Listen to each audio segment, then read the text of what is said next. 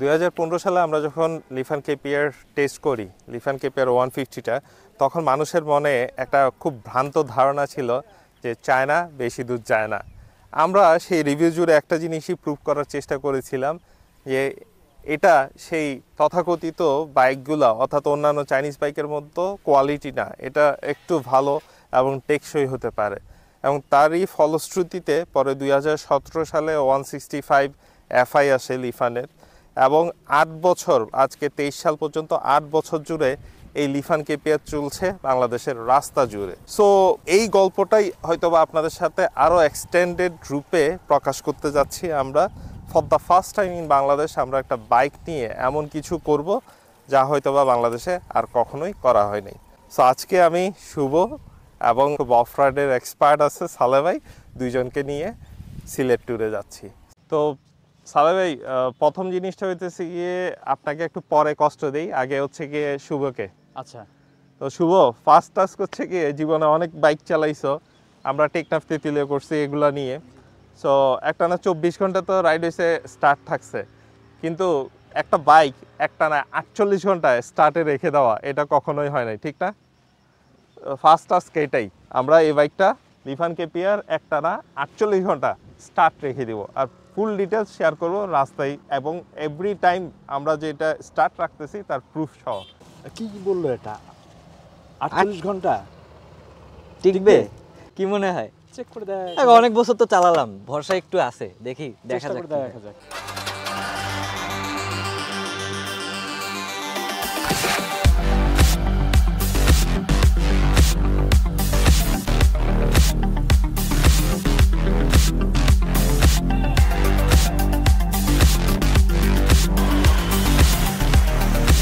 রাখো শুভ, তেল কি নেওয়া লাগবে? তেল তো শেষ প্রায় দাদা, তেল আচ্ছা। নিতে হবে। আর একটা কনসেপ্ট যে দেখো, বাংলাদেশে পেট্রোল পাম্পের ফুয়েলগুলোতে ভালো ফুয়েল হয় না এবং ওজনেও কম দেয়। সো আমরা এবার এমন একটা করি না কেন যে খোলা ফুয়েল হচ্ছে গিয়ে খুবই লো কোয়ালিটি থাকে, এটা তো আমাদের সবার জানা কথা। সো আমরা এই টেস্ট রাইড জুড়ে পুরাটা খোলা তেল ব্যবহার করবো। দাদা এটা তো এফআই বাইক, তো দেখার বিষয় এটাই যে ফুয়েল ইনজেক্টেড একটা বাইক খোলা তেল মানে খারাপ মানের তেল দিয়ে কি চলা সম্ভব কি সম্ভব না। ওকে, এটাও কিন্তু ওয়ান টাইপ অফ টর্চারের মতোই পড়ে। আর তোমার কি বিলিভ, এটাতে কি ইঞ্জিন স্টার্ট অফ হয়ে যেতে পারে, মানে ফুয়েল ইনজেকশনে প্রবলেম দিতে পারে? ট্রাই করে দেখি। এই যে একটা বিষয় দেখা দেওয়া উচিত, সেটা হচ্ছে কি এটা স্টার্টে আছে আর এই চাবিও আছে, এখন খুলো। যদি এটা উচিত না যে স্টার্ট করা অবস্থায় তেল ভরা, কিন্তু আমরা টর্চার করব যখন, তখন টর্চারই করি। দেখো আমার যেটা মনে হচ্ছে এটা ভেজাল, কারণ অরিজিনাল হলে আরো গোলাপি হতো না। কালারটা ঠিক নেই।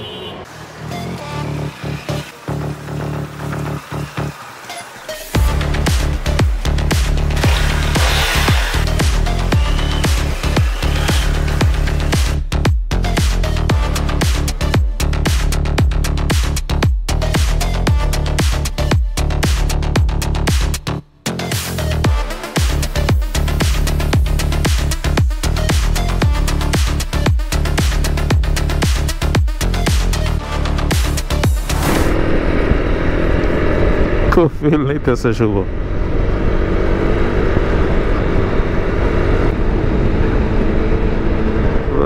শাহরুখ খান হয়ে গেছে।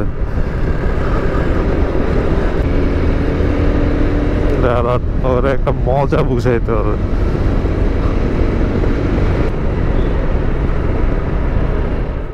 খুব তো চালাইতেছো দেখতেছি দাদা, জায়গাটাই তো অনেক সুন্দর, একটু চিল তো করবোই। আরো একটু বেশি চিল করা যায় আর একটা ওয়েতে। কিভাবে? তুমি নেক্সট 10 কিলো ফার্স্ট গিয়ারে চালাবা। এটা চিল দাদা। এটা চিল না, মানে হচ্ছে কি তুমি প্রকৃতিকে অনুভব করবা, এটা ফার্স্ট গিয়ারেই চালাবা। ফার্স্ট গিয়ারে তো গাড়ির ক্ষতি হয়ে যাবে। আমরা তো এটাই টেস্ট করতে আসছি যে বাইকটাকে অনেক অত্যাচার করব, বাইকটা অফ হয় নাকি, ঠিক না? ওকে, একটু প্রকৃতিটা এনজয় করতে চাইছিলাম, তার দিলেন না। এনজয় করো। আচ্ছা, ফার্স্ট গিয়ারেই এনজয় করি তাহলে। Next 10 kilo. Okay, done. এখন মিটারে কত আছে? 34,214 কিলোমিটার, মানে 224 কিলোমিটার গিয়ে তুমি থামবা, ঠিক আছে? ওকে।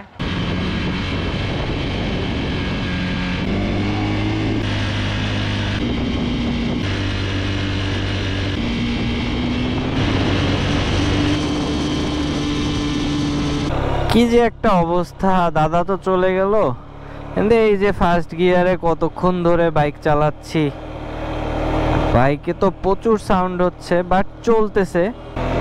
সো সামনে আগাই, দেখি দাদা কয়ে গিয়া ওয়েট করতেছে আবার।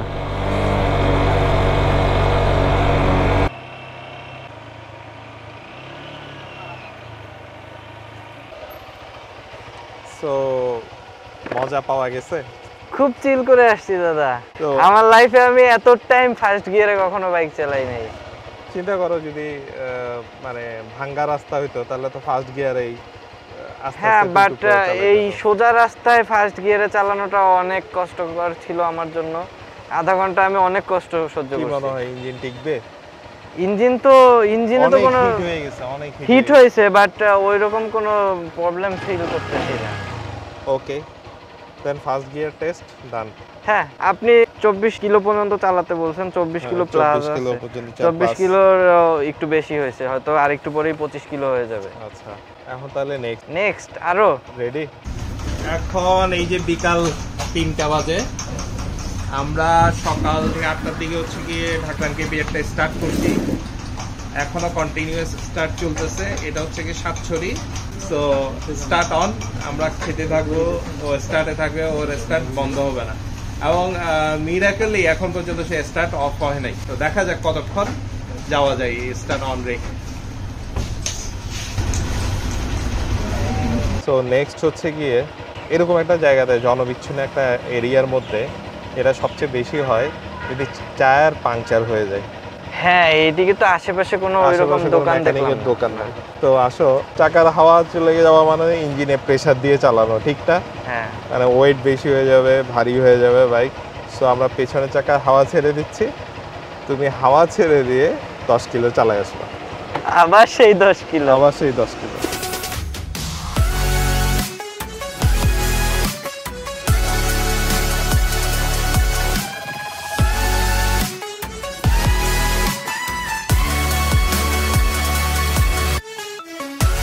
শুভ, জিনিসটা হচ্ছে হাওয়া ছাড়া চালানো যায় বাইক। চাকার কিছু হয় নাই, ইঞ্জিনে প্রচুর প্রেসার পড়ছে। আসলে এটা টর্চার করতেছি বিধায় চালালাম, বাট এটা অনেক বেশি টর্চার হয়ে যাচ্ছে। এবং আমি চিন্তা করছিলাম টায়ারটা হয়তো ফেটে যাবে, হ্যাঁ, কিন্তু হাওয়া দেওয়ার পরে টায়ারটা যেরকম ছিল ওরকমেরই আছে।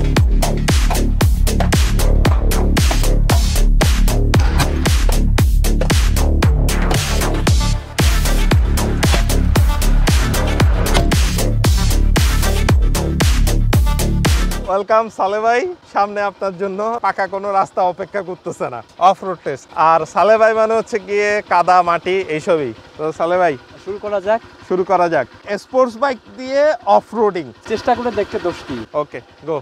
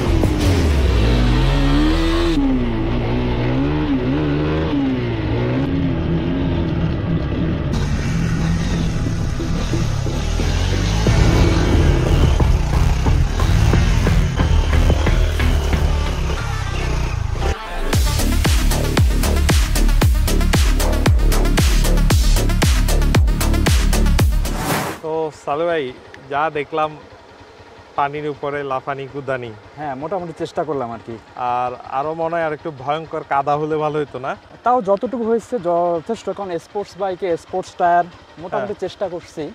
আমার মনে হয় যদি আরো বেশি কাদা হতো আর একটু অফ হ্যাঁ ডুয়াল পারপাস টায়ার হলে মনে হয় এর চেয়ে একটু ভালো করা যেত তারপরও সাংঘাতিক মানে পাওয়ার লস তো করে নাই একদমই না সাংঘাতিক পাওয়ার আর এখন বাজে বিকাল 5:50 এখনো এটা স্টিল অন আমরা আমাদের যত টর্চার টেস্ট করতেছি সবগুলোতেই আমরা অন রেখে দিচ্ছি আমাদের টার্গেট আগামীকাল রাত পর্যন্ত এটাকে অন রাখা তো বাইকটা তো ওয়াশ করে চেইন লুপ করা দরকার ছিল। হ্যাঁ সেটাও হবে তাসান যেটা বললো সেটা হচ্ছে গিয়ে চেইনটাকে লুপ করা কিন্তু এটাও কি একটা টেস্ট প্যারামিটার না দিতে পারে কোনো না লুপ না কোনো কোনো লুপ লুপ না। না একদম ড্রাই আমরা ফুল টেস্ট করব ফুল ড্রাই ওকে আমরা এটা পুরা জার্নিতে যত রকম টেস্ট করব অফ রোড বলি আর যত ট্রাই করি সব টর্চার টেস্ট হবে সব টর্চার টেস্ট হবে আমরা চেইনে কোনো লুপ করব না এটাও একটা প্যারামিটার ওকে আমরা সিলেটের দিকে মুভ করি চলেন সন্ধ্যা হয়ে যাচ্ছে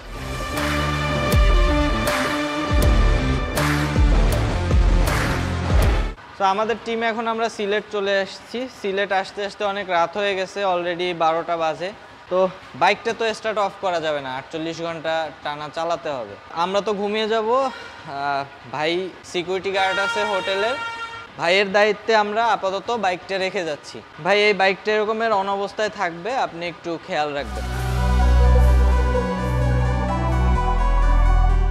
এখন 10:15 বাজে আর শুভ সারা রাত তো অন ছিল আর ফুয়েল মোটামুটি ভালোই কনজিউম করছে সারা রাত যেহেতু অন ছিল আর সেক্ষেত্রে যেটা হয়েছে এখনও স্টার্টে আছে স্টার্ট বন্ধ হয় নাই আর কালকে রাতে লক করে রেখে গেছিলাম এই জন্য আর প্রবলেম হয় নাই তার অন ভাইও ছিল সুতরাং চুরি হওয়ার কোনো সম্ভাবনা নাই আর যেহেতু এখনও স্টার্টে আছে দেখি কতক্ষণ স্টার্টে থাকা যায় আর আমরা এখন চলে যাচ্ছি ভোলাগঞ্জের দিকে কারণ ভোলাগঞ্জে আমরা সালেকে কষ্ট দেওয়ার জন্য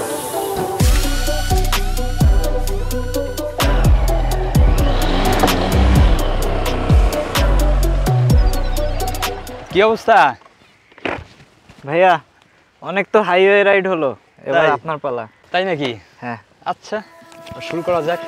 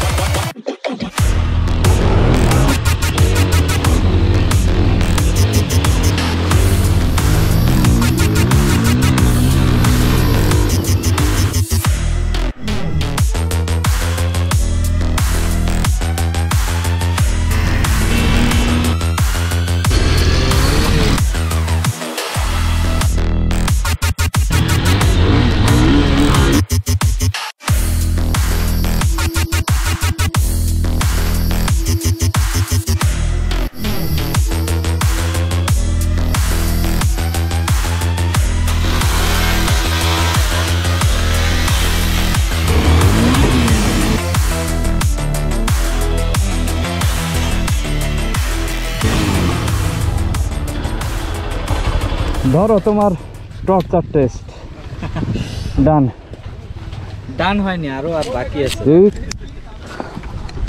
ধরো কি বুঝলেন যথেষ্ট হয়েছে যথেষ্ট হয়েছে ভাই বলছে না যথেষ্ট হয় নাই আরো অনেক কিছু বাকি আছে কালকে সকাল থেকে অলরেডি 32 ঘন্টা বাইকটি স্টার্টে ছিল তো সারা রাত্র চলছে আসলে তেলের হিসাব এখন আর করা যাচ্ছে না এই অফ রিডিং করতে করতে তেল শেষ গাড়ি বন্ধ হয়ে গেছে তো খোলা তেলের দোকান পেয়ে গেছি এখান থেকে এখন আমরা তেল নিয়ে নিব জানি না এই তেলে গাড়ি চলবে কি চলবে না দেখা যাক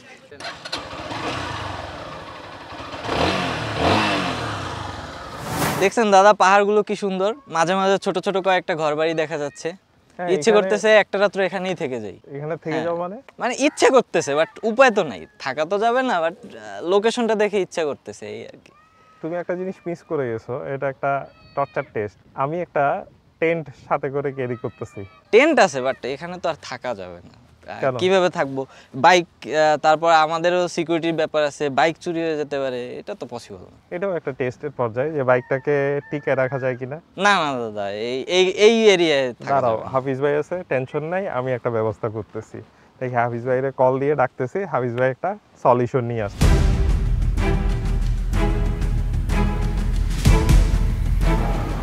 হাফিজ ভাই এটা কি?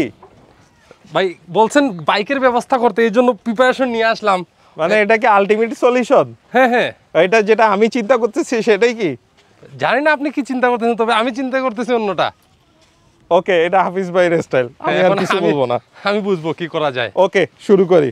মানে কি দাদা, কি করতে চাচ্ছেন? না, তোমাকে স্ট্যান্ড দিয়ে থাকা এবং বাইকটাকে আপনি সিকিউরিটির থাকলে তো জন্য হইছে। ব্যবস্থা করতে চাইতেছি। এটা দিয়ে কি আর কি করব সেটা তো একটু পরে এটা দেখবেন। হাফিজ ভাইয়ের উপর। কি করতে? এই শুরু উনি করো। ভোলাগঞ্জের কিং। আচ্ছা আপনি একটু সাইড হন, Side দেখেন হও। কি করি। কি হচ্ছে এগুলো ভাই?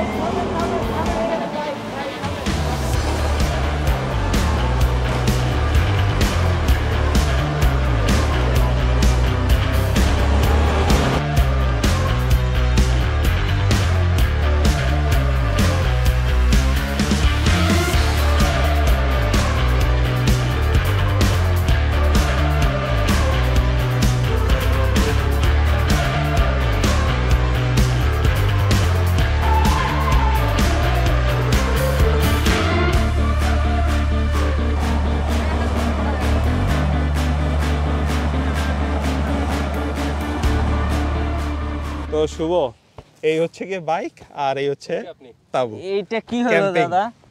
আজকে রাতে তুমি এখানে। এইটা কোনো টাটা, মানে বাই বাই, আমরা দেখা হবে। কিভাবে দাদা? চলেন আমরা যাই গিয়ে, টাটা। থাকেন, টেনশন নিয়ে না, আমি আছি না। তাই বল বাইকটাকে এরকম করবেন? না না, ভাই, এটা সেফ, এটা কেউ চুরি করতে পারবে না, এই ব্যাগ আমি চালাবো দেখবেই কিভাবে? না, কেউ চুরি করবে না। এই ব্যাগ আমি আবার উঠে চালাবো কিভাবে? এইটাই তো চলবে, প্রশ্ন, না যে চলবে, এটা চাপা দেওয়ার পরেও স্টার্ট হয় কিনা।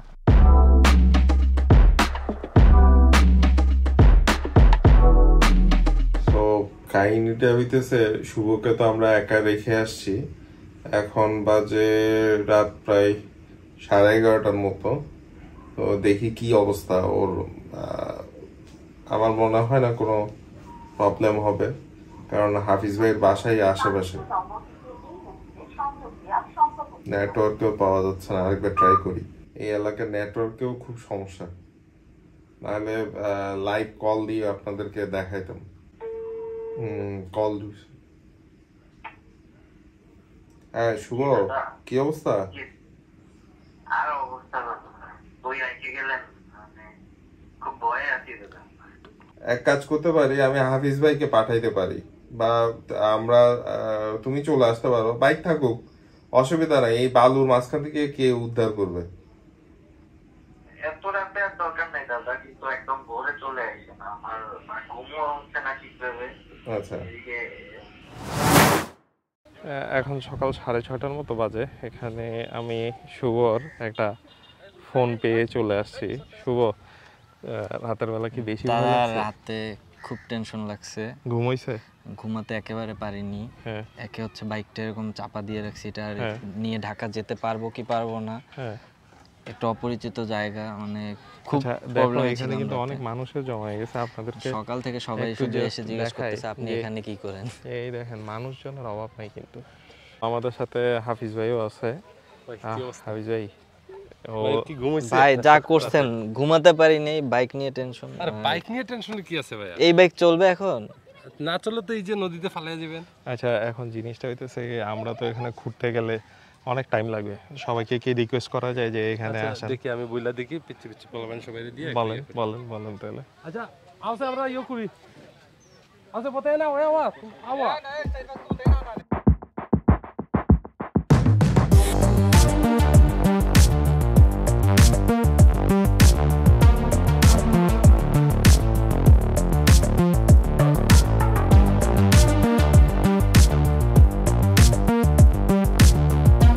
শুভ, টার্গেট হইতেছে গিয়ে এটা স্টার্ট নেওয়া, স্টার্ট হয় কি হয় না, ঠিক আছে? আমি আর অপেক্ষা করতে পারতেছি না দাদা, যতটুকু বের হয়েছে আমি এখন স্টার্টার ট্রাই করি। ওকে, স্টার্ট ট্রাই করো। বিসমিল্লাহ।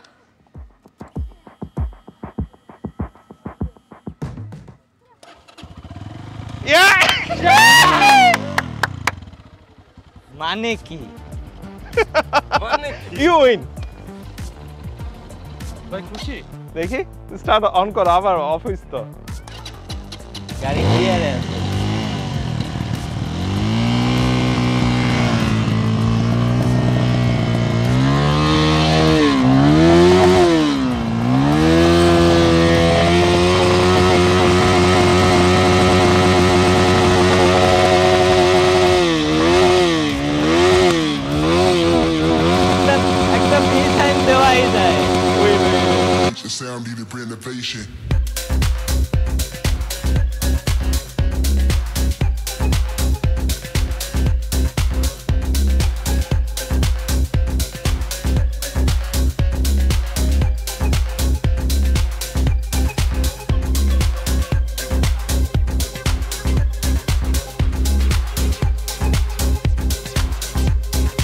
সো সকালবেলা বাইকটা হচ্ছে কবর থেকে ঘুরে নিয়ে আসার পরে ওয়াশ টশ করার পর সবাই গেছে এখন নাস্তা করতে। সো আমি চিন্তা করলাম যেহেতু আমরা একটা টর্চার টেস্ট করতেই আসছি, তো কেননা আরেকটু এক্সট্রিম লেভেলের টর্চার করা যায়। সো এখন আমি এই বাইকটার এয়ার ফিল্টারটা খুলবো এবং এর পরবর্তীতে আমি শুভ ভাইকে বলবো এই বাইকটাকে চালিয়ে আসার জন্য। So let's go.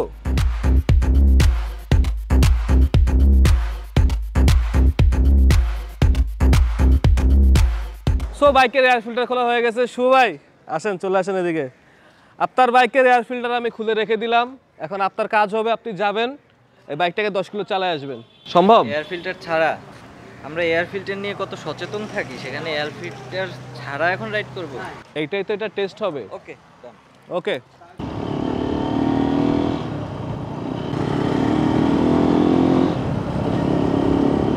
Air filter ছাড়া এখন বাইকটি রাইড করতেছি এবং প্রায় 10 কিলোমিটার মতো রাইড করছি, আরো করতেছি। বাইকটা নর্মাল সাউন্ডের থেকে অনেকটা সাউন্ড চেঞ্জ হয়ে গেছে। ইঞ্জিনের ভেতর থেকে খুব বাজে একটা শব্দ আসতেছে। জানি না কি অবস্থা হয়, আর দাদার মাথায় আরো কি কি বুদ্ধি আছে। দেখা যাক বাইকটা কতটা প্রেসার নিতে পারে, এবং এই এয়ার ফিল্টার ছাড়া আরো কিছু দূর রাইড করব, দেখি কি হয়।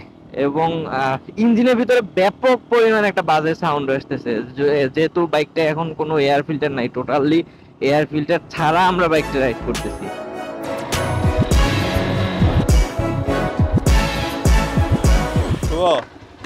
অন আছে?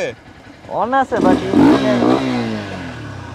অবস্থা এয়ার ফিল্টার খোলা, মানে আওয়াজ প্রচুর সাউন্ড হচ্ছে, অ্যাক্সিলারেটর সাউন্ড হচ্ছে, এটা তো স্বাভাবিক। এয়ার ফিল্টার খোলা, ফিল্টার ছাড়া যায়। সো এয়ার ফিল্টার লাগাই ফেলো, দেন গিয়ে আমরা মুভ করি সামনে।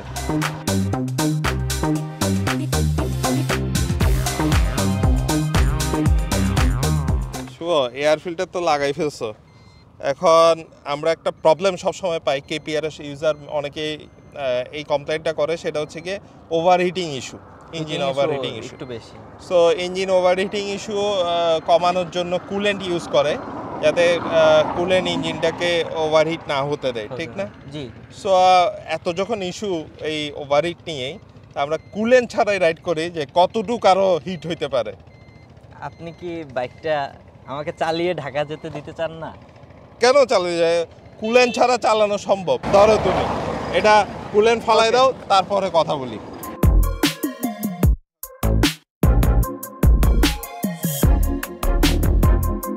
সো কুলেন্ট সব ফালানো শেষ। শুভ, এখন আমরা এটা নিয়ে কই যাব? আমরা যাব জাফলং এর দিকে। এটা প্রায় 50 কিলোর মতো। সো 50 কিলো রাস্তা কুলেন্ট ছাড়া রাইড, এটাই হচ্ছে এখন শুভর টাস্ক।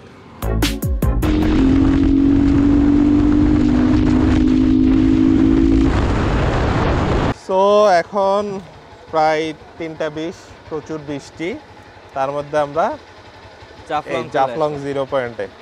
আর এই জায়গাটা খুব ফেমাস, পেছনের এই জায়গাটা, ওই যে ডাউকি শহর, এগুলো দেখলেই বোঝা যায় এটা কোথায়। আর টাইমিং সব স্পিডোমিটার এবং কত কিলো চললো স্পিডোমিটার থেকে দেখা যাচ্ছে। সুতরাং আমরা দেখি, অনেকে ভাবতে পারে হচ্ছে কি কুলেন্ট আছে কি নাই, তুমি একটু খুলে দেখায় দাও ডাইরেক্ট। হালকা হালকা পড়তেছে না, জাস্ট ওই নাটের ওখানে যতটুকু ছিল। ধরো না, গরম গরম হালকা একটু আছে, ওই কুলেন্ট অতটুকু বাইর হচ্ছে। সো 3 ঘন্টা কুলেন্ট ছাড়া রাইড করা পসিবল। শুভ, তুমি একটা ভুল কাজ করতেছো। এটা হচ্ছে অনেকেই জানে না, এটা রেডিয়েটর কুলেন্ট চেঞ্জ করার সময় বা রিফিল করার সময় স্টার্টে রেখে রিফিল করতে হয়, তাহলে আপনার কুলেন্টের যে মোটরটা আছে সেটা ঘুরবে, সার্কুলেট হবে পানি, কোনো বুদবুদ থাকবে না। বুদবুদ থাকলে হিটিং ইস্যুটা আসবে।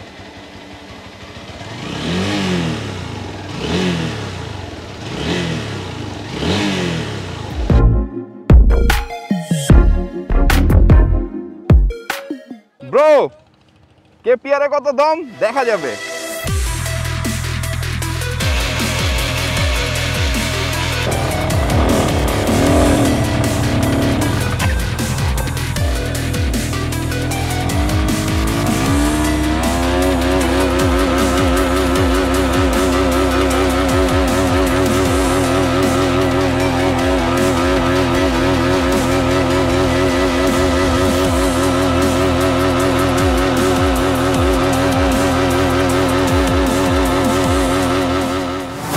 পর্যন্ত এই বাইকটিকে অনেক টর্চার করা হলো। আমাদের চিন্তা ছিল যে হয়তোবা বাইকটি বন্ধ হয়ে যেতে পারে এবং বাইকটিকে ট্র্যাকে তুলে নেওয়া লাগতে পারে। তো যেহেতু এটা লাগলো না, তো এখন আমরা এই বাইক দিয়েই ট্র্যাকটি টেনে নিয়ে যাব।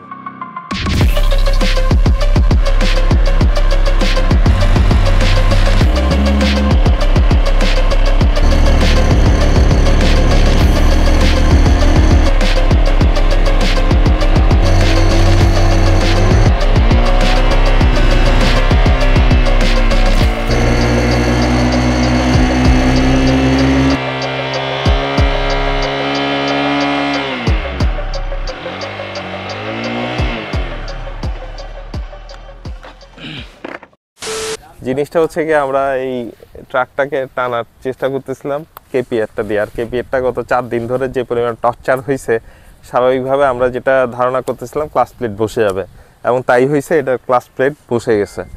সো অনেকেই আমরা সিদ্ধান্ত নিচ্ছিলাম যে নিয়ে গিয়ে আবার ক্লাস প্লেট চেঞ্জ করাবো। সো এটা করব না, এটা বাধাই থাকবে। আমরা এই অবস্থায় এটা ক্লাস প্লেট চেঞ্জ করে আবার রান করব, এবং আই হোপ সো এবার কাজ হবে। দেখা যাক কি হয়।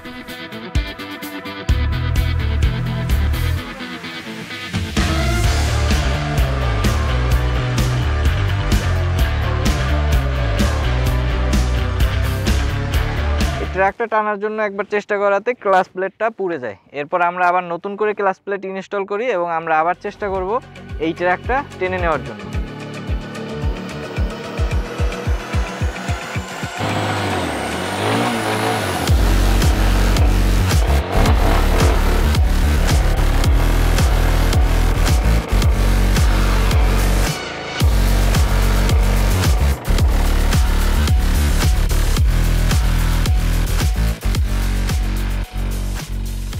এই ট্র্যাকটা কিন্তু পাথর টানা ট্র্যাক, অনেক ভারী একটা ট্র্যাক। আমরা এই বাইকটা দিয়ে চেষ্টা করছি হালকা কিছুটা সামনে আগাতে পারলেও আমাদের যেহেতু নতুন ক্লাস প্লেট ইনস্টল করলাম, সো আর প্রেসার দেওয়ার দরকার নেই।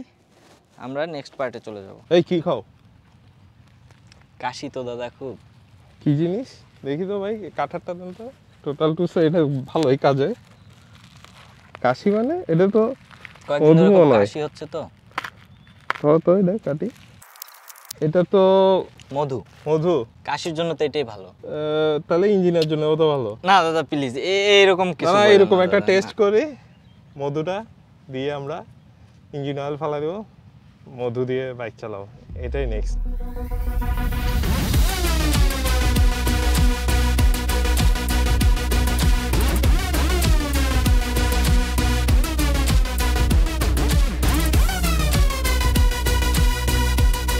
বাইকে তো মধু দিয়ে দিলাম, দাদা কি বললো ইঞ্জিন অয়েলের পরিবর্তে মধু। ওকে চালাই 10 কিলো, দেখি কি অবস্থা হয়। তো এই মধু দেওয়ার পরে বাইকটি এখন রাইড করব। বাইকটির ওডো আছে 34,516 কিলোমিটার। তো 34,516 কিলোমিটারে রাইড শুরু করতেছি।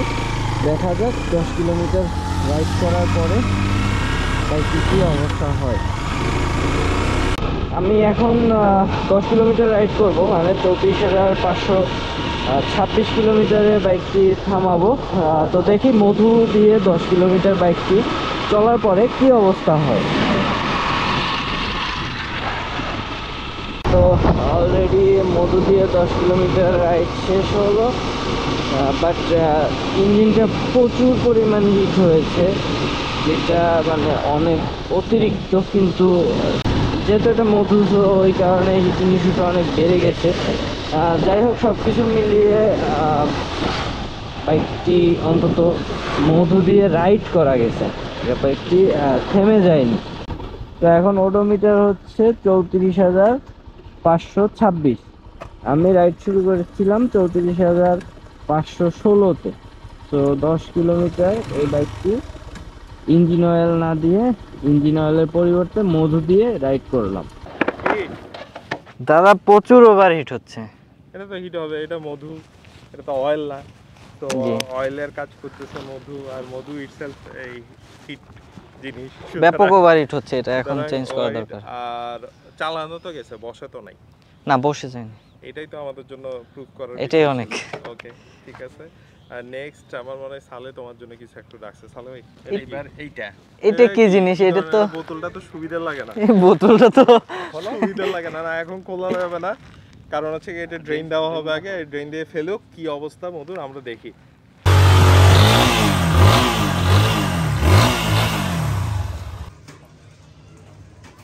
আমরা বাইকটি মধু দিয়ে রাইড করছিলাম, বাট এখন আর মধু বের হচ্ছে না। আমরা প্রায় 1 লিটারের মতো মধু দেই, বাট ড্রেন দেওয়ার পরে একেবারেই মধু নাই, কারণ প্রচুর পরিমাণ ধোঁয়া বের হচ্ছিল।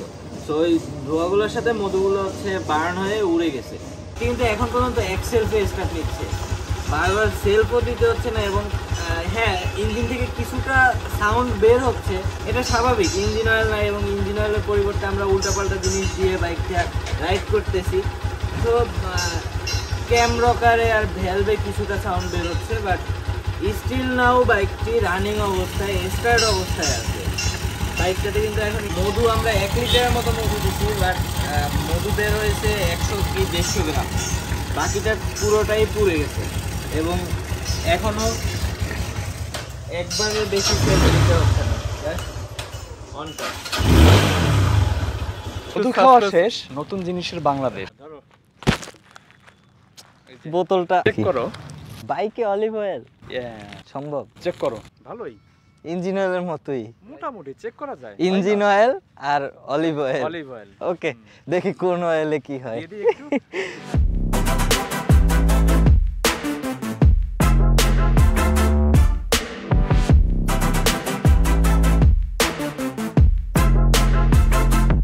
মধু দিয়ে তো এতক্ষণ রাইড করলাম, এখন দিলাম অলিভ অয়েল। তো অলিভ অয়েল দিয়ে বাইকটি 10 কিলোর মতো চালাবো, দেখি তাতে ইঞ্জিনের কি অবস্থা হয়। তো অলিভ অয়েল দিয়ে এখন বাইকটি রাইড করব। এখন বাইকের ওডো আছে 34,526, 34,536 পর্যন্ত এই বাইকটি অলিভ অয়েল দিয়ে রাইড করব। তো রাইড শুরু করতেছি, বিসমিল্লাহ।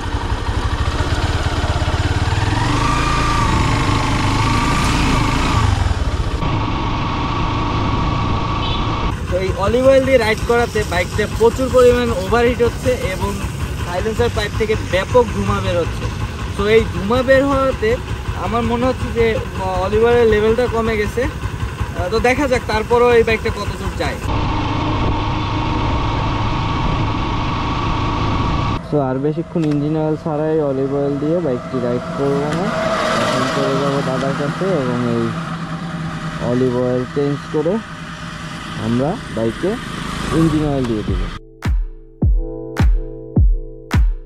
কি মোবিল চেঞ্জ করবা? হ্যাঁ দাদা, এখন তো সেই অলিভ অয়েল তো আমি আর সালে ভাই আড্ডা দিতে দিতে একটা জিনিস চিন্তা করতেছিলাম, এত কিছু যখন করলা 10 কিলো অয়েল ছাড়াই যাক, মোবিল ছাড়া চালাও, 10 কিলো সোজা কথা। 10 এবার আর কিলো। এটা চলবে না। তুমি একটা ক্লাস প্লেট নষ্ট করছো না, আরেকটা ক্লাস প্লেট নষ্ট করা তো উচিত, ঠিক না? ইঞ্জিন অয়েল ছাড়া বাইক চালানো সম্ভব, সেটাই আমরা দেখাতে চাই। ক্লাস প্লেট যদি এটা নষ্ট হয়, আমরা আরেকটা ক্লাস প্লেট লাগাবো। ক্লাস প্লেট তো ক্ষয় হওয়ার এই জিনিস, ইঞ্জিনের বাল্ব এবং অন্যান্য কিছু, ওইগুলোও নষ্ট হয় কিনা ওইটাও দেখি। Just like brake pad, brake pad যেমন ক্ষয় হয়, ক্লাস প্লেটও ক্ষয় হয়। ক্লাস প্লেট ক্ষয় হতে পারে। এবার তেল তাহলে ছাড়া। রাইড করব ইঞ্জিন অয়েল ছাড়া। ওকে,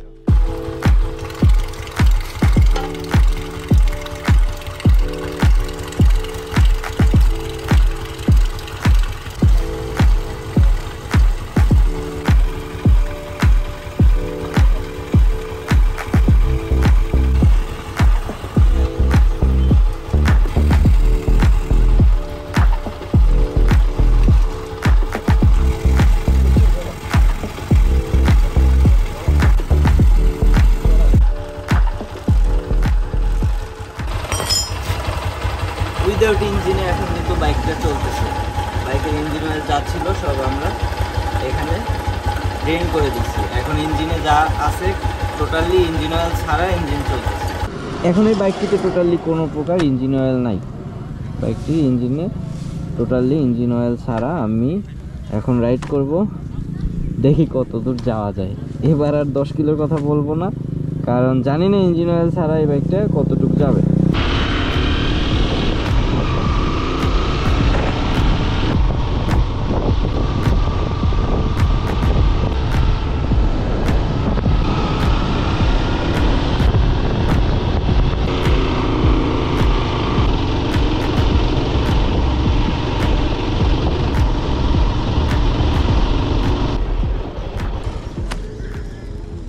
ইঞ্জিন অয়েল ছাড়া ঘুরতে ঘুরতে বাইকটি নিয়ে চলে আসলাম জাফলং ভিউ পয়েন্টে, বাট গাড়ি ব্যাপক ওভারহিট হচ্ছে এবং ইঞ্জিন থেকে খুব বাজে নয়েজ আসতেছে।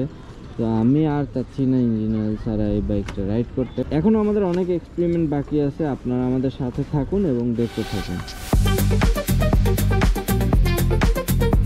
মূলত স্পোর্টস বাইকগুলোয় কিক অপশন থাকে না, সো এই জন্য এই বাইকগুলোয় বেশ পাওয়ারফুল একটা ব্যাটারির প্রয়োজন। তো আমরা আজকে চেক করব যে এই বাইকটার ব্যাটারিটা কত পাওয়ারফুল, এবং এই বাইকটা এখন হেডলাইট অন করে রাখবো, দেখব কতটা টাইম এই হেডলাইট অন অবস্থায় থেকে ব্যাটারিটা সম্পূর্ণ ডাউন হয়ে যায়। এবং আরও একটা জিনিস দেখব, ডাউন হওয়ার পরে ধাক্কা দিয়ে স্টার্ট দিয়ে এই ব্যাটারিটা পুনরায় চার্জ করা পসিবল কিনা।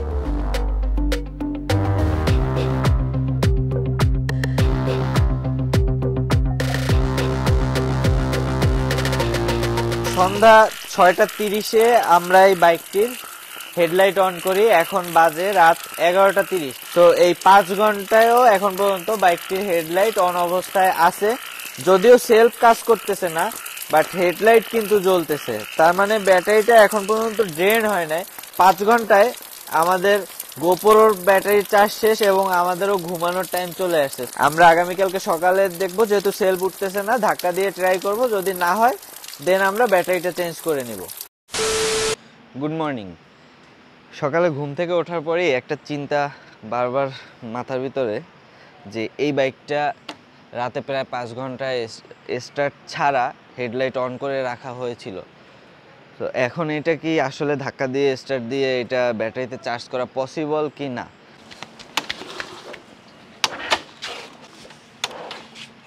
এই বাইকে কোনো দিচ্ছে না, প্রেসার দিচ্ছে না।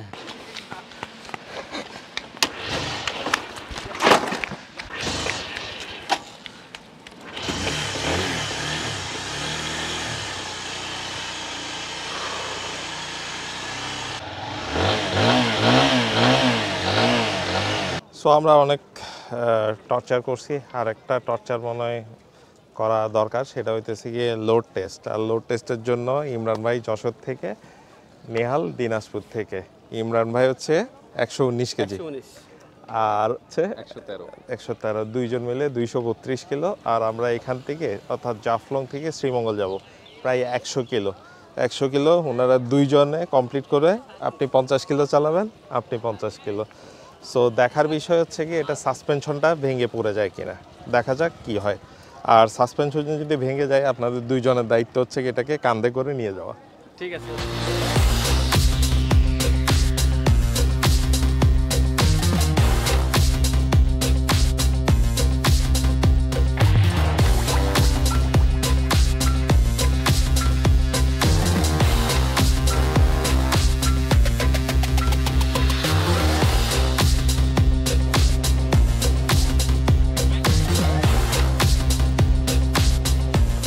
টাইগার জিন্দা হে? জি দাদা, টাইগার পুরো জিন্দা। কি অবস্থা দাদা? আসলে এটা গাড়ি তো না, এটা মেশিন।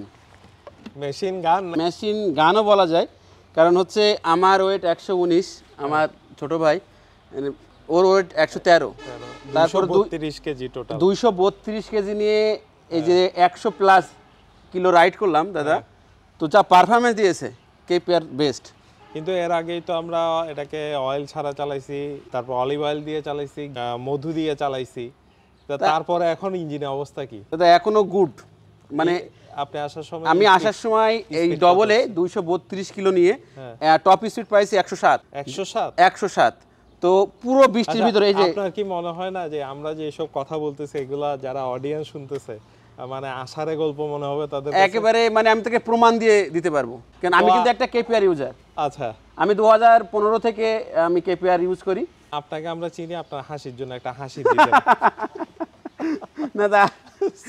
আমার মনে হয় যশোর অঞ্চলে যারাই আপনাকে চিনে তারা আপনার হাসির জন্য চিনে না। আসলে যশোরের মানুষ বা সারা বাংলাদেশের যত বাইকার সবাই সাথে আমার খুব গুড রিলেশন এবং সবাই খুব ভালোবাসে আমার মনে হয়। এখন তুমি অনেক সময় চালাইছো, আবার পিলিয়নও ছিল। আমি পিলিয়ন হিসেবে তোমার বক্তব্য শুনতে চাই। পিলিয়নের এক্সপিরিয়েন্স যেটা দাদা, আমরা যখন রওনা দিই এখান থেকে, তারপর থেকে তো ম্যাক্সিমাম টাইম বৃষ্টি। তো রাস্তায় ওই খালগুলো সব বৃষ্টিতে মানে মানে পরিপূর্ণ হয়েছিল, তো ভাইয়া তো পুরা টানতেছে 104 পাশে, তো হুটহাট করে এরকম 3-4টা গর্ত মারছে। আমি তো ভাবলাম মানে পানির জন্য বোঝা যায়নি যে ওগুলা গর্ত অ্যাকচুয়ালি, তো মারছে। আমি তো ভাবলাম মানে ব্যাকচিসি শেষ, নাহলে আমার পিঠ শেষ, কারণ যখন ওটা ঠেকে যায় তখন তো অবশ্যই পিঠে লাগার কথা। তো আল্লাহর রহমতে মানে ওরকম কোনো সমস্যা হয়নি, বরঞ্চ ওটা হচ্ছে লোড নেওয়ার পর আরো বেশি খেলতেছে মনে হচ্ছে। মানে আমিও তো কেপিটি চালাই, আমার যেটা মনে হয় স্টকটা একটু বেশি লোড পড়লে তারপর গিয়ে সে একটু পারফরমেন্স দেখাইতে পারে, আর যদি লোড না পড়ে সেটা একটু লাফ বেশি দেয়, মানে কাপে বেশি শরীরে ভাইব্রেশন আসে, দেওয়া যাবে তত বেশি ওটা স্মুথ হয়। তো এই যে আমরা তো ভাবছিলাম ভেঙে পড়বে, ভেঙে তো পড়ে নাই। আর এটা কিন্তু অরিজিনাল কেপিআর এর, অনেকে আবার এই কেপিআর এর মধ্যে হর্নেটের সাসপেনশন লাগে। আমি কিন্তু আমার কেপিটিতে হর্নেটেরটাই ইউজ করছি।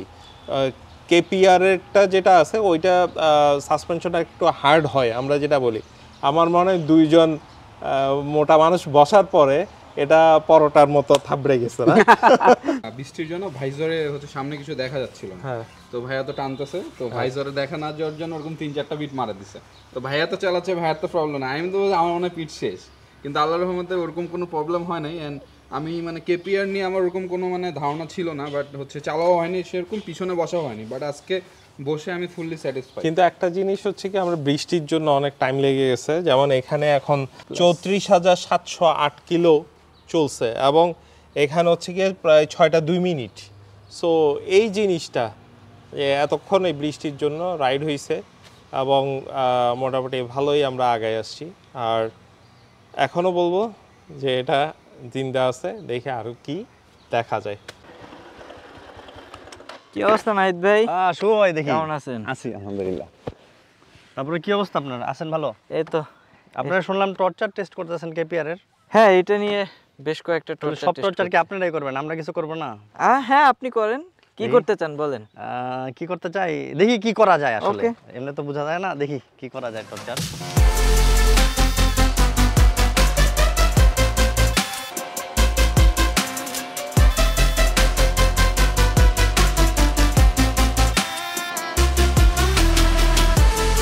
হ্যাঁ, তুই দেখ, দেখি কিছু করতে পারিস নি, ধর।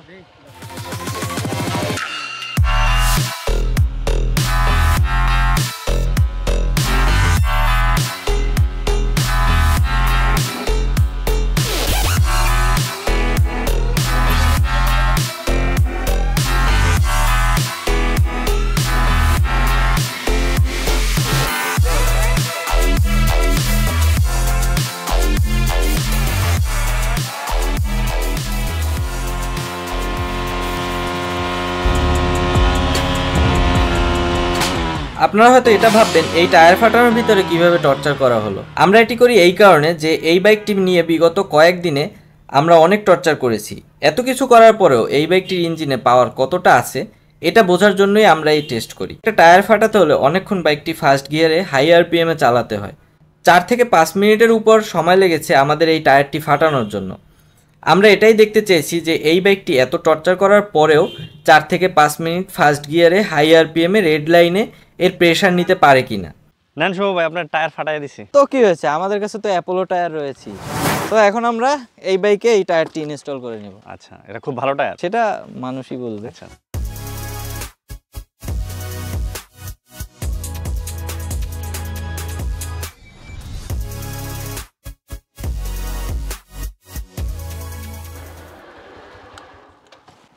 দাদা, আমি খুব হতাশ। কেন? এটা নিয়ে এত কিছু করার পরে তাও মানে বাইকটা স্টার্ট আছে দেখে আনন্দের হওয়ার কথা। না, আমি হতাশ, কারণ আপনি 2015 সালে বলছিলেন চায়না বেশি দিন যায় না, কথাটি ভুল প্রমাণিত করবেন। তো এখন তো দেখতেছি যে আসলে এটা কথাটা ভুল প্রমাণিত হলো। অনেক দিন যায়, ঠিক তো? অনেক দিন যায়, এখনো এবং পর্যন্ত অনেক টর্চারের পরে যায়। ইঞ্জিন রান আছে, ঠিক রান আছে। আছে, মধু দিয়ে চালাইলা, ইঞ্জিন অয়েল ছাড়া, তারপর অলিভ অয়েল দিয়ে, কুলেন্ট ছাড়া ট্রাক টানার চেষ্টা করলা, তারপর হচ্ছে গিয়ে মাঠ টেস্ট করলা, তারপর হচ্ছে টাগ অফ ওয়ার খেললা। তো সবকিছু যখন হইলো, এখন বাড়ি যাওয়ার পালা না? হ্যাঁ, বাড়ি যাবো, বাট একটু নষ্ট হইলে মেকানিক এনে একটু ঠিক করতে পারলে জিনিসটা একটু মন মতো হইতো। বাট আমি হতাশ। একটা জিনিস বলি তোমাকে, আমাদের বাংলাদেশে ম্যাক্সিমাম যখন অ্যাক্সিডেন্ট করে তখন কাত হয়ে যখন পড়ে যায় তখন কিটগুলো ভাঙে না? এটা কিন্তু একবার আমার হাত থেকে পড়েও গেছে। হ্যাঁ পড়ে গেছিল, কিন্তু কিট ভাঙে না। আমরা জানি ভাঙে নাই। কেপিআরের কিট খুবই শক্ত, এটা ভাঙে না, খালি ঘষা খায়, এই তো। সো ওয়াই নট আমরা লাস্ট একটা ট্রাই করি। আমরা উঁচু কোনো জায়গা, এই যে খাল দেখতেছ, উঁচু কোনো জায়গা পাহাড়ের এই পার থেকে নিচে ফালাই দিই। দেখার বিষয় হচ্ছে গিয়ে কিটটা ভাঙে কিনা। আমি চাইছিলাম বাইকটা বন্ধ, কিন্তু আপনি তো পুরো আমি ট্র্যাকে বিশ্বাস তুলে এটাকে আমি আস্ত চালাই নিতে পারবো। এখানে পানিও আছে, পানিতে যদি চুপানিও খাই তারপরেও আমরা এটা স্টার্ট দেওয়া ট্রাই করি, এবং যদি টিকে যায় তাহলে তো আমরা জিতে গেলাম। ঠিক আছে, লেটস ডু ইট। আমরা এদিক থেকে এসে খালে ফেলে দিব, ঠিক আছে? দেখা যাক কি হয়।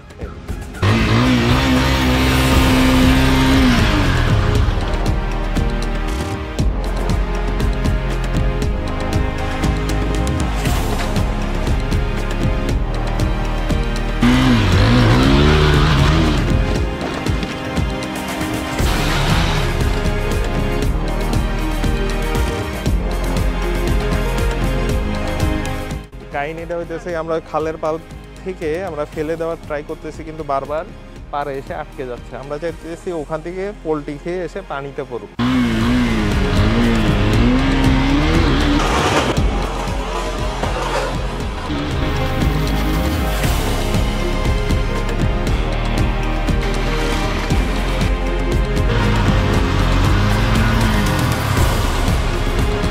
ও বেটা পড়তেই চাইতেছে না কোনোভাবে, আর আমরা সারপ্রাইজ এখন তুলে আনার পর দেখবো যে স্টার্ট দিয়ে আমরা চালাই নিতে পারি কিনা।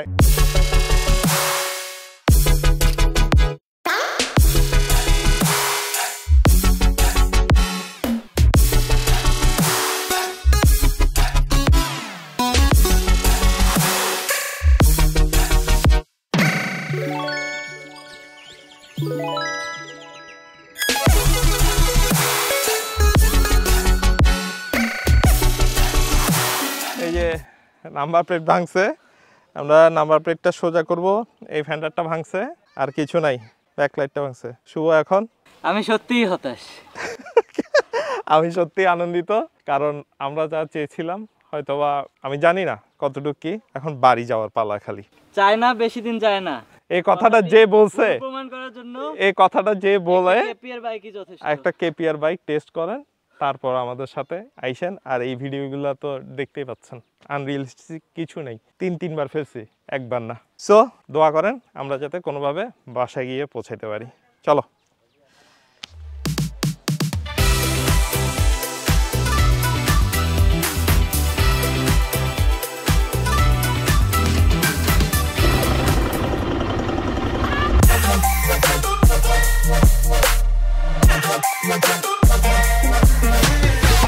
সো আমরা এখন নিরাপদে ঢাকায় পৌঁছে গেছি এবং বাইকটি স্টিল নাও স্টার্ট অবস্থায় আছে।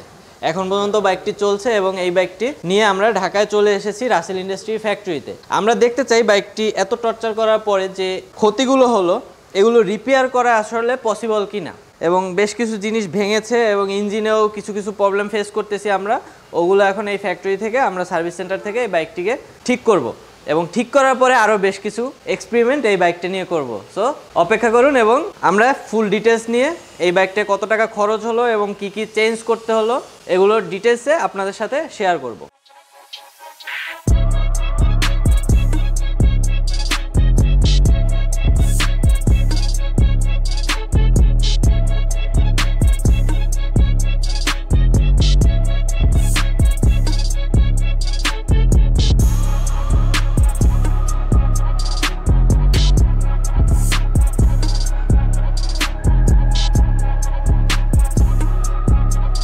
আমরা এই ইঞ্জিনের ভিতরে অলিভ অয়েল এবং মধু ইউজ করেছিলাম, যে কারণে দেখতে পাচ্ছি অলিভ অয়েল আর মধুর কারণে হয়তোবা ক্লাচ প্লেটগুলো জাম হয়ে গেছে। যেহেতু এখানে ইঞ্জিন অয়েল ইউজ করা উচিত, সেখানে আমরা মধু ইউজ করছি এবং অলিভ অয়েল ইউজ করছি, তো ক্লাচ প্লেটগুলো জাম হয়ে গেছে, কিন্তু ক্লাচের বাটিটা ক্ষয় হয়নি। বাটিটা কিন্তু এখনও ভালো আছে, যদিও আমাদের এর আগে ক্লাচ প্লেট পুড়ে গেছিলো, ওইটা চেঞ্জ করে আবার আমরা নতুন করে এগুলো লাগিয়ে নিয়েছিলাম। কিন্তু এখানে বাটিগুলো জাম হয়ে গেছে, প্রেসার প্লেট আর ক্লাচ প্লেট আটকে গেছে কিন্তু পুড়ে যায়নি।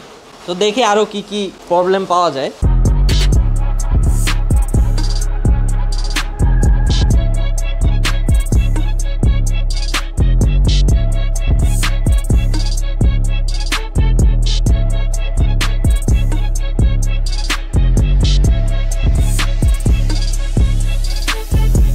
মধু দেওয়ার কারণে বাইকের ক্লাচ প্লেটে বেশ ক্ষতি হয়, ক্লাচ প্লেটগুলো জাম হয়ে যায়। আই থিঙ্ক ইঞ্জিনের আরও অনেক পার্টসই ক্ষতি হয়েছে, সেটা ইঞ্জিনটা আরও খুললে তখন দেখা যাবে। তো এখন পর্যন্ত ক্লাচ প্লেটটা যে অবস্থা দেখতেছি, আমরা একবার চেঞ্জ করার পরেও ক্লাচ প্লেটটা সম্পূর্ণ এখন নতুন যেটা লাগানো হয়েছে এটার অবস্থাও খুব বেশি ভালো না, এবং এখানে ম্যাগনেটের সাইডে মধুর গাঁতগুলো জমে আছে। তো ওই পাশ থেকে আমরা দেখি কি অবস্থা হয় এই সাইডটায়। যেহেতু কুলেন্টটা ফালানো হচ্ছে, কুলেন্ট আমরা কয়েকবার চেঞ্জ করছি আমাদের টর্চার টেস্টের মধ্যে। এছাড়াও হচ্ছে ইঞ্জিন অয়েলও কয়েকবার চেঞ্জ করা হয়েছে, কারণ মধু দেওয়ার পরে ইঞ্জিনটা ফ্লাশ করা হয়েছে, ফ্লাশ করাতেও তেমন একটা উপকার হয়েছে বলে আমার মনে হচ্ছে না। দেখা যাক বাকিটা ইঞ্জিনটা সম্পূর্ণ খোলার পরে আমরা বুঝতে পারবো যে আসলে আর কতটা ক্ষতি এই ইঞ্জিনে এত কিছু করার পরে হলো। ইঞ্জিন অয়েল ছাড়া রাইড করার কারণে ইঞ্জিনের উপর যথেষ্ট প্রেশার পড়ে, এবং আমাদের মনে হচ্ছে এটার পিস্টন এবং রিংয়ে ক্ষতি হয়েছে, কারণ ইঞ্জিন অয়েল ছিল না, রিং পিস্টন পর্যন্ত ইঞ্জিন অয়েল যেহেতু পায়নি, সো ইঞ্জিন অয়েল ছাড়া রিং পিস্টন ঘুরলে এটা অবশ্যই ইঞ্জিনে ক্ষতি হবে। তো ওটাই আমরা দেখব কি অবস্থা। তো এখানে আমরা দেখতে পাচ্ছি পিস্টনটা পুরে কালো হয়ে গেছে, যেহেতু ইঞ্জিন অয়েল পিস্টন পর্যন্ত আসতে পারেনি, সো এটা নষ্ট হয়ে গেছে, এটা আমাদের চেঞ্জ করতে হবে। তবে আমাদের লাক ভালো যে এটা রোডে বসে যায়নি, আমরা অন্তত বাইকটি চালিয়ে ঢাকা পর্যন্ত আসতে পেরেছি। তবে রিং পিস্টনে ক্ষতি হলেও সিলিন্ডারে খুব বেশি ক্ষতি হয়নি, যেটা আমরা দেখলাম। সিলিন্ডারে হালকা দাগ পড়েছে, বাট এটা এখন আপাতত চেঞ্জ না করলেও এটা নিয়ে রাইড করা পসিবল। সো আমরা আর সিলিন্ডারটা চেঞ্জ করব না। তবে ভ্যালভ এবং অয়েল সিল দুইটাই নষ্ট হয়ে যায়, ভ্যালভ এবং অয়েল সিল আমাদের চেঞ্জ করতে হয়েছে। এবং এছাড়া ইঞ্জিনে খুব বেশি মেজর কোনো কিছু প্রবলেম আর ফেস করিনি। তারপরে সম্পূর্ণ ইঞ্জিনটা ওয়াশ করতে হয়েছে, কারণ ইঞ্জিনের এই গাঁতগুলো অনেক বেশি জমে আটকে গেছিলো ভিতরে বেয়ারিংয়ের সাইডগুলোতে, বেয়ারিংয়ের অংশগুলো ফাঁকা জায়গাগুলোতে। এই আমরা যে ইঞ্জিন অয়েলের পরিবর্তে অনেক কিছু দিয়ে বাইকটি রাইড করাতে এই জিনিসগুলো ওখানে জমে যায়। সো এইটা সম্পূর্ণ ইঞ্জিন খুলে ওয়াশ করতে হয়েছে। আমরা বাইকটি একদিনের জন্য সার্ভিস সেন্টারে রেখে গিয়েছিলাম। এর রিজন ছিল বাইকটির ইঞ্জিনে যখন মধু এবং অলিভ অয়েল ইউজ করে বাইকটি রাইড করা হয়, তখন এর ভিতরে মধু অলিভ অয়েলগুলো জাম হয়ে বেয়ারিংগুলো লক করে ফেলে, যে কারণে সম্পূর্ণ বাইকটির ইঞ্জিন খুলে ওয়াশ করতে হয়েছে। তো আমরা একদিন পরে বাইকটি রিসিভ করতে আসলাম, এখন বাইকটির সার্ভিস সম্পূর্ণ শেষ হয়ে গেছে। বাইকটিতে কি কি চেঞ্জ করতে হলো এবং কত টাকা খরচ হলো শুনবো সার্ভিস সেন্টারের ইনচার্জ রাজন ভাইয়ের থেকে। বাইকটি এই মুহূর্তে ওকে আছে। বাইকটিতে মধু এবং অলিভ অয়েল এগুলো ঢালার কারণে ইঞ্জিনে দেখা গেছে যে ভিতরে গাছ জমে গেছিলো, আঠার মতো সৃষ্টি হয়েছিল, এই কারণে এটার ইঞ্জিনে ওভারহোলিং করতে হয়েছে। তো ওভারহোলিং করতে গিয়ে আমরা সিলিন্ডার চেঞ্জ করি নাই, শুধু ভ্যালভ অয়েল সিল আর হচ্ছে পিস্টন এগুলোই চেঞ্জ করা হয়েছে, টাইমিং চেন, জাস্ট এই জিনিসগুলো লাগছে। আর যে ভাঙা পার্টসগুলো ছিল, যে বডিগুলোর যেই ক্ষতি হয়েছিল, যেমন ব্যাক প্যানেলে নাম্বার প্লেট হোল্ডারটা ভাঙা ছিল, টেল লাইটটা ভেঙে গেছিলো, এগুলো সব মোটামুটি যা আছে সব কিছু ওকে করা হয়েছে, সব পার্টস লাগানো হয়েছে। আর এতে টোটাল কস্টিং পড়েছে হচ্ছে 12,200 টাকার মতো। এতগুলো টর্চার টেস্ট শেষ করে আমরা বাইকটি নিয়ে যাই লিফানের সার্ভিস সেন্টারে, এবং বাইকটিকে আমরা সার্ভিস করিয়ে বেশ কিছু পার্টস চেঞ্জ করি, এবং আমরা বাইকটিকে এখন নিয়ে এসেছি মাওয়া এক্সপ্রেসওয়েতে। এখানে আমরা বাইকটির পারফরমেন্স চেক করব। আমাদের অনেকের মনে একটা ধারণা থাকে বাইকের ইঞ্জিন পুরনো হয়ে গেলে, ইঞ্জিনে মেজর পার্টসগুলো চেঞ্জ করা হলে বাইকটি আর স্টকের মতো পারফরমেন্স দেয় না। সো আমরা এটাই চেক করব যে বাইকটিতে এতগুলো মেজর পার্টস চেঞ্জ করার পরে বাইকটিকে আগের মতো পারফরমেন্স দিবে কি না। আমরা এখন এই বাইকটির পারফরমেন্স চেক করার জন্য বাইকটির টপ স্পিড চেক করব, এবং 0 to 60 এবং 0 to 100 কত সেকেন্ডে ওঠে এটা আপনাদের দেখাবো। যদিও আমরা বাইকের টপ স্পিড প্রমোট করি না, যে কারণে আমরা টপ স্পিডের ভিডিওটি আপনাদের দেখাবো না, কিন্তু 0 to 60 এবং 0 to 100 এর ভিডিওটি আপনাদের সাথে শেয়ার করব।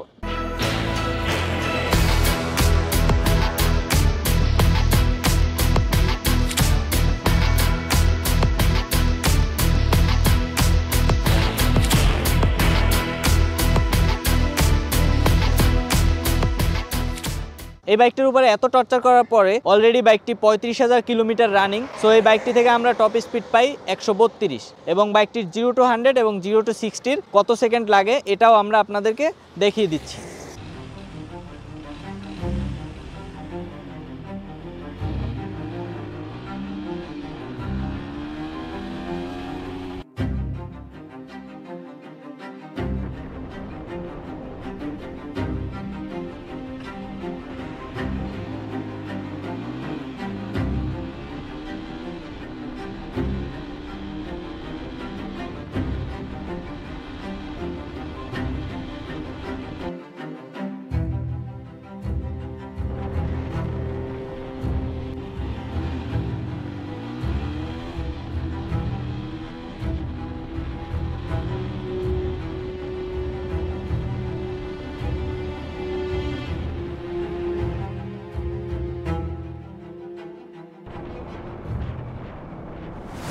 আপনাদেরকে অনেক বেশি ধন্যবাদ এই টোটাল সিজনে আমাদেরকে এত সাপোর্ট করার জন্য, এত সাজেশন দেওয়ার জন্য। সিজন 1 করতে গিয়ে অনেক ভুল ত্রুটি ছিল। আমরা টিং বাইক বিডি যখন কেপিএন নিয়ে এই টর্চার টেস্ট শুরু করি তখন আমরাও চিন্তা করিনি যে এই জিনিসটা আপনারা এতটা পছন্দ করবেন। হ্যাঁ, অপছন্দ অনেকে করেছেন। তারপরও আপনাদের যে কমেন্টগুলো ছিল সেগুলো আমরা নোট করে নিয়েছি, এখানে অনেক সাজেশন ছিল। আমরা আপনাদের এই সাজেশনগুলো নোট করে রেখেছি। ইনশাল্লাহ আমরা সিজন 2-তে সবার আগে আপনাদের এই সাজেশনগুলোই প্রায়োরিটি দিব। আর রাসেল ইন্ডাস্ট্রিজকে অনেক অনেক ধন্যবাদ আমাদের সাথে থাকার জন্য, আর আমাদেরকে বাইক সহ সমস্ত সাপোর্ট দিয়ে সহযোগিতা করার জন্য রাসেল ইন্ডাস্ট্রিজের একটা অবদান রয়েছে। তার জন্যই আজকে আমরা রাসেল ইন্ডাস্ট্রিজে চলে এসেছি লেটার অফ অ্যাপ্রিসিয়েশন দেওয়ার জন্য। অনেস্টলি টর্চার টেস্ট যখন আপনারা করার জন্য পারমিশন নিলেন, টর্চারের ক্ষেত্রে ভিডিওগুলো যেভাবে হওয়া উচিত ওভাবে করতে পারবেন কিনা, এক্সপেকটেশন ছিল যে হ্যাঁ ভালো করবেন, কিন্তু টিজার দেখার পর দিয়ে যেটা মনে হলো যেটা অ্যাকচুয়ালি না, খুব ভালো কিছু একটা জিনিস হতে যাচ্ছে। আমিও ওয়েট করতাম যে 9টা বাজবে, নতুন এপিসোড আসবে, আপনারা আজকে কী হয়েছে সেটা দেখবো। আজকে পর্যন্ত মনে হয়েছে যে আরও এক্সট্রিম আপনারা কোনো কিছু ট্রাই করতে পারতেন, দেখা যায় হয়তো সিজন 2-তে আসতে পারে। আমি বলবো যে অলরেডি ইটস প্রুভেন যে লিফান কেপিআর 165 যে টর্চার আর কী করবেন সব কিছু মোটামুটি করা শেষ, ঠিক আছে। দেখি হয়তো বা নতুন কোনো প্রোডাক্ট নিয়ে, নতুন কোনো বাইক নিয়ে হয়তো বা সিজন 2-তে আসতে পারি। একটা টুইস্ট তো থাকা উচিত। প্রত্যেকটাই ডিফারেন্ট ছিল, মানে এভরিডে ডিফারেন্ট আইডিয়া ছিল, ডিফারেন্ট ইমপ্লিমেন্টেশন ছিল। আপনার যে মাটি চাপা দেওয়ার বিষয়টা, তারপরে হচ্ছে ফার্স্ট গিয়ারে 10 কিলোমিটার চালানো, মধ্য দিয়ে আপনার ইঞ্জিন রান করা, এগুলো কিন্তু একটা বাইক, একটা ইঞ্জিনের উপর একটা প্রচণ্ড একটা ইম্প্যাক্ট ফেলে। যেসব পার্টস আমার রিপেয়ার করতে হয়, যেসব পার্টস আমার রিপ্লেস করতে হয়, ওগুলো যদি আমি ঠিক করি, প্রপারলি মেনটেন করে সেটা রিবিল্ড করি, তাহলে মেশিনটা আগের মতোই হবে। আমার তো কনফিডেন্স ছিলই, রিবিল্ড করার পরে নিশ্চয়ই আপনাদের মধ্যে সেই কনফিডেন্সটা অলরেডি চলে এসেছে যে একটা জিনিস আমরা এতগুলো টর্চার টেস্ট করার পরও যে প্রপারলি রিবিল্ড করে একটা ভালো একটা টপ স্পিড আমরা অ্যাচিভ করতে পারছি। আর এটা কিন্তু একটা জিনিস কি, এটা জাস্ট আপনি 2-3 হাজার 5,000 কিলোমিটার বাইক চালানো না, এটা একটা টেস্ট ইউনিট ছিল যেটা আপনি অলরেডি 34,000 কিলোমিটার চলা। সো এটার উপর অলরেডি অনেকগুলো আপনার টর্চার হয়েছে, এবং 10 হাতে বাইকটা চালানো হয়েছে, আপনি এক একজন এক একভাবে চালিয়েছে। তো ইটস প্রুভেন। আমরা কিন্তু মার্কেটে আমাদের স্পেয়ার পার্টসের প্রাইস যথেষ্ট রিজনেবল। আপনারা জানেন যে এখন বর্তমানে 6 মাসের মধ্যে সব কিছুর প্রাইসে কিন্তু মোটামুটি 25-40% ইনক্রিজ করছে। আমাদেরটাও বেড়েছে, হয়তো বা সামনে বাড়বে, কিন্তু সবসময় সেটা আমরা সবসময় যে রিজনেবল প্রাইসিংয়ের যে ইস্যুটা, এটা আমরা মেনটেন করে আগেও চলেছি, আমরা ইনশাল্লাহ ভবিষ্যতে মেনটেন করে রাখবো। টর্চার বাইক অ্যাকচুয়ালি বাংলাদেশে আমি মনে করি প্রথমেই লিফান ব্র্যান্ড মোটরসাইকেল দিয়ে করা হয়েছে। তো আমি যা দেখেছি আসলে এটা অকল্পনীয়, অভাবনীয়। আমাদের দেশে এরকম হয়তো কেউ করে না বা কেউ সাহস পাবে না, কিন্তু রাসেল ইন্ডাস্ট্রি তার নিজস্ব সাহসতায় এবং সাহস নিয়ে এগিয়েছে। মানে আমার লিফান ব্র্যান্ডের উপরে মানুষের কনফিডেন্স আসবে। আমরা ভেবেছিলাম টর্চারের পর বাইকটা আস্ত অবস্থায় পাবো না, প্যাকেট করে অথবা পিকআপে করে এনে ভাইয়াকে বুঝিয়ে দিতে হবে। তো সবার দোয়াই টর্চারের পর বাইকটা আস্ত আছে, রানিং আছে, এই অবস্থায় ভাইয়াকে আবার বাইকটা বুঝিয়ে দিচ্ছি। থ্যাংক ইউ শুরু ভাই।